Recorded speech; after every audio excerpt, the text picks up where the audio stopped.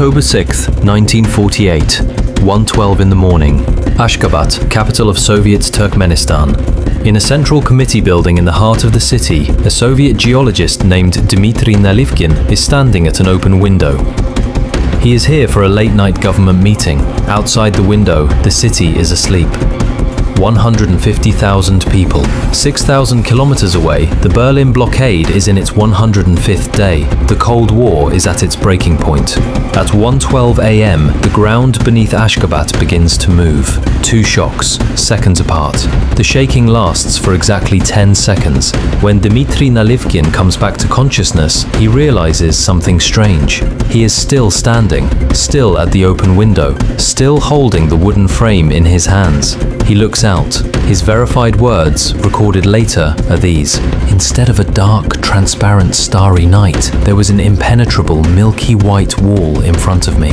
That wall was not fog, it was not smoke, it was not weather. It was the dust of an entire city, pulverized to powder in 10 seconds, that had just collapsed beneath him. Behind that wall of dust, the sound that should have been silence was instead something else. From every direction at once, muffled by the airborne clay, came the terrible groans, the screams, and the cries for help of a buried capital. In the hours and days that followed, up to 176,000 people would die. It would become the deadliest earthquake the 20th century forgot. And for the next 40 years, the Soviet Union would tell the world only 10,000 people had died. A capital city, erased from existence in 10 seconds. Then erased from memory for 4 decades. This is the forensic story of a disaster so completely scrubbed from the historical record that even today, almost no one outside Turkmenistan has ever heard of it. 3 things you need to know before we walk into Ashgabat. The city had been warned. A major earthquake had hit the same region just 19 years earlier, and the fault line beneath the streets had been silent, too silent, ever since. The buildings were death traps. Nearly every home was built from sun-dried clay brick, with thick roofs of packed clay sitting on top. Cheap, heavy, lethal. And among the survivors that night was an 8-year-old boy who lost his mother, both of his brothers, and his entire family in a single 10-second event. 40 years later, that boy would become a dictator who renamed bread itself after his dead mother. To understand how an entire nation's history became warped by 10 seconds in autumn, you have to understand the city itself. Ashgabat was a young capital, founded in 1881 as a Russian military outpost at the foot of the Kopet Dag Mountains, 25 kilometers from Iran. By 1948, it had grown into the showcase capital of Soviet Turkmenistan. It had also grown too fast. World War II had flooded the city with evacuees. New housing went up overnight, built from the cheapest materials available, sun-dried clay bricks with heavy roofs of compressed earth. In an earthquake zone, these buildings were not homes, they were tombs waiting to be filled. And the mountains above the city were a known earthquake zone. A magnitude 6 event had struck the same fault in 1929. After that, the fault had been quiet for almost 2 decades. In geology, that kind of silence is called seismic quiescence. It does not mean the danger is gone, it means the pressure is still building. Nobody in Ashgabat seemed to remember that. Soviet planners knew the Kopet Dag fault was active. The geological reports existed. The 1929 quake had been documented. The science was clear. They knew. They simply did nothing. Joseph Stalin's grip on the country had been tightened by decades of purges. Initiative-taking was punished. A regional official who spent state money strengthening buildings against an earthquake that might never come would be questioned, possibly worse. So nothing was reinforced. No building codes were updated. The city kept being built in clay. And then, on the night of October 5th, 1948, the people of Ashgabat went to bed. At 1:12 a.m., the Kopet Dag fault gave way. The rupture began 25 kilometers southwest of the city, near a small village called Garagaudan. It tore northwest and southeast for 70 to 80 kilometers. The first compressional waves arrived in Ashgabat seconds later, a brief, sharp vibration that woke some sleepers and rattled glass. Then the destructive shear waves followed, violently shaking the clay walls in lateral motion. People in their beds had only seconds to register what was happening before the second major shock arrived.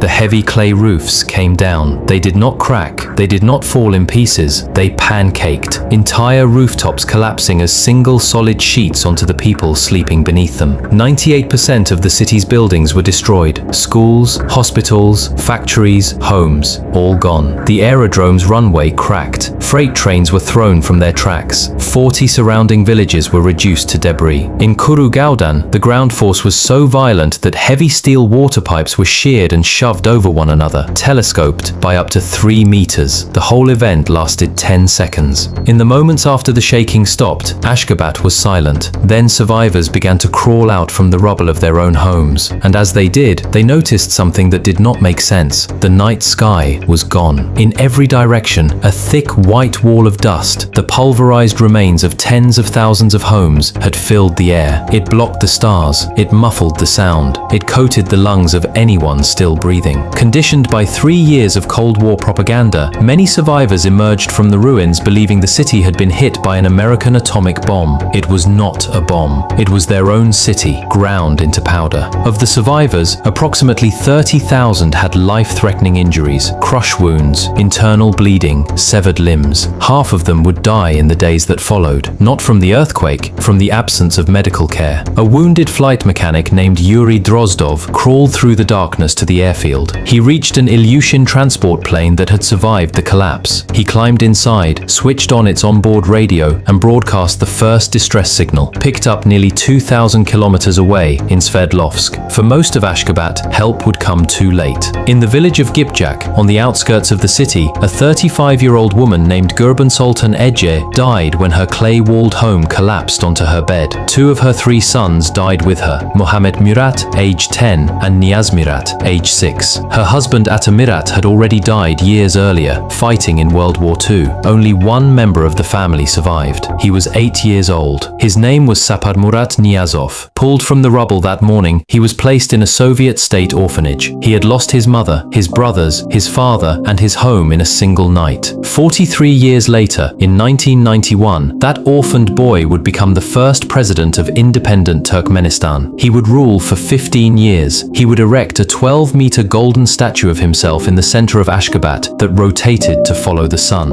He would name himself Turkmenbashi, father of all Turkmens. But the most extraordinary act of national grief he ever committed came in 2002. That year, he legally replaced the Turkmen word for bread with his mother's name. Every loaf, every meal, every shopping list, every menu. The word for bread for the rest of a nation's history would be the name of a woman who had died under a clay roof when her son was 8 years old. For 40 years, the Soviet Union refused to admit what had happened. The state newspaper Pravda mentioned a tremor, nothing more. Foreign journalists were denied access. The ruins were declared a military closed zone. No Soviet leader visited the site. No international aid was accepted. The death toll was buried. The first official Soviet number was 10,000. The real number, as we now know, was somewhere between 110,000 and 176,000. Stalin's regime would not, could not, admit that a Soviet capital had been pulverized while the Berlin Blockade was at its peak. Admitting it meant admitting vulnerability. Vulnerability meant losing the propaganda war. So for 5 years, until Stalin's death in 1953, even speaking about the earthquake was considered dangerous. Survivors carried their dead in silence. The first crack in the silence came in 1973, on the 25th anniversary. The full death toll was not officially acknowledged until December 9, 1988, during the Glasnost reforms. 40 years of organized state amnesia. That is why, even today, almost nobody outside Turkmenistan has heard of the deadliest earthquake of the 20th century. In the center of modern Ashgabat stands a monument called the Spiritual Bow, a massive bronze bull shattering the earth. On top of the bull, a sculpted woman lifts a golden child above the ruins. The woman is Gurban Sultan Ece, the child is Saparmurat Niyazov. A nation, 40 years after being told to forget, built a monument to remember a single mother who never lived to see her son. The killer is rarely loud. It's almost always still arriving. The Kopet Dag fault still runs beneath Ashgabat. Modern seismologists confirm that significant pressure remains locked on the fault segments that did not rupture in 1948. The next earthquake is not a question of if, it is a question of when. And somewhere in the rebuilt streets of the capital, in a city that did not exist when Stalin tried to erase it, the ground is still waiting. Subscribe, stay curious.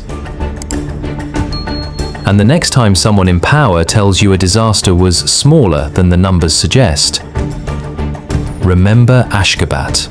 And if forgotten disasters fascinate you, I broke down the 1985 Armero tragedy in Colombia. 23,000 people buried in mud, including a 13-year-old girl whose death the world watched live on television. Links below.